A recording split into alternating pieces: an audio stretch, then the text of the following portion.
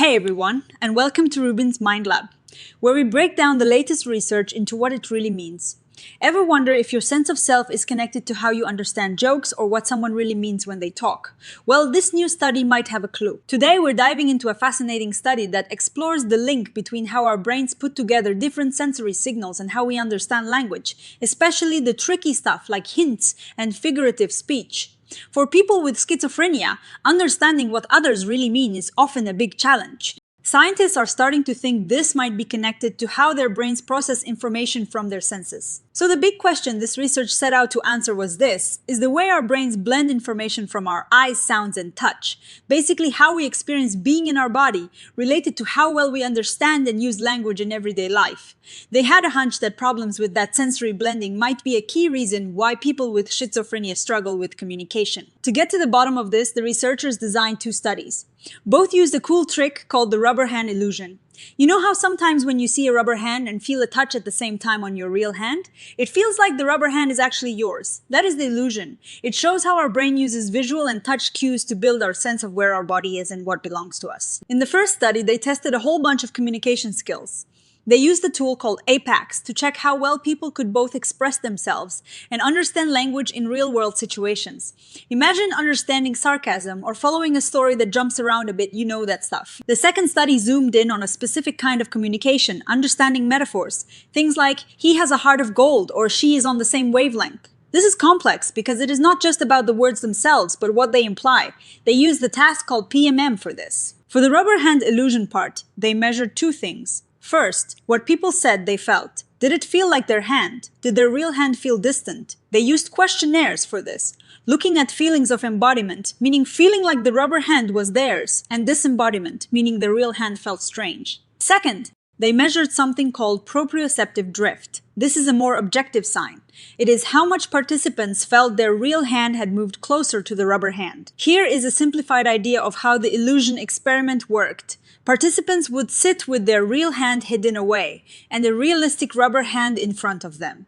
The experimenter would then touch both hands with brushes, either at the same time or with a slight delay, or even twist the rubber hand into weird positions. The goal was to see how strongly the illusion of owning the rubber hand would take hold under different conditions. They tested 4 situations: when the touch and sight lined up perfectly, when there was a time delay, when the rubber hand was twisted, and when a plain wooden block replaced the rubber hand. Now, what did they find? Well, people with schizophrenia did experience the rubber hand illusion differently than expected in some ways.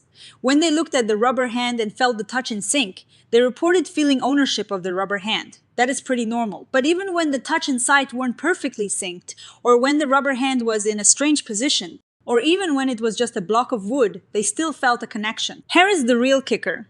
When they looked at how these illusion experiences tied into communication skills, they found something important. The feelings of ownership or not, what they said they felt, didn't really link up with people's pragmatic abilities.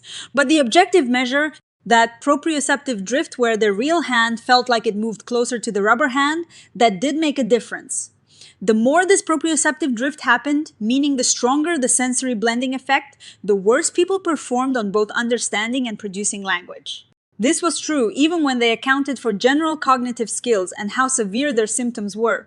So, the stronger the brain's tendency to blend mismatched sensory signals in the illusion, the harder it was for them to handle everyday communication. In study 2, looking specifically at metaphors, they found that both the subjective feelings and the objective measures of the illusion could predict problems. People who were more susceptible to the illusion, especially according to the drift measure, had a harder time with the more abstract mental part of metaphors. It seemed like their brains were stuck in a more concrete way of thinking, making it tough to grasp those deeper, less literal meanings. So, what does this all mean? The researchers are suggesting that problems with the very basic way our brains put together sensory information, which they call low-level multisensory integration, might actually be a fundamental reason for difficulties in more complex thinking skills like language, specifically pragmatics. They think that in schizophrenia, there might be an imbalance. The brain might be relying too heavily on incoming sensory signals without properly integrating them with existing internal models of the world or the body. This could lead to both a disrupted sense of self, that disembodied self they mentioned, and language that is too literal or overly focused on symbols without grasping the broader context. Now, like all research, this study has its limitations. The groups of people with schizophrenia they studied were relatively small, and they were all clinically stable outpatients. So this might not represent everyone with schizophrenia, especially those in more acute stages. Also, things like medication or individual motivation can always play a role and weren't perfectly controlled for. But the biggest takeaway is the powerful idea that our sense of self and our ability to communicate are deeply intertwined and built on the same fundamental brain processes. It suggests that language, especially the nuanced and contextual kind of language we use every day, isn't just in our heads, but is grounded in our physical experience of the world and our bodies. They even hint that language might actually help shape how we feel about ourselves. This research could have really important real-world implications. If problems with sensory integration are a key piece of the puzzle for pragmatic difficulties in schizophrenia, then perhaps therapies that focus on improving sensory processing or how people experience their bodies could actually help improve their communication skills. That's a really exciting avenue for future treatments. It is a complex topic, but the core message is fascinating. How we experience our own bodies and blend sensory information directly impacts our ability to connect with others through language. What do you think about this connection between our bodies and our words? Let us know in the comments below. And if you enjoyed this deep dive, don't forget to like this video and subscribe to RUBIN'S Mind Lab for more explorations into the amazing world of the human mind. We'll see you next time.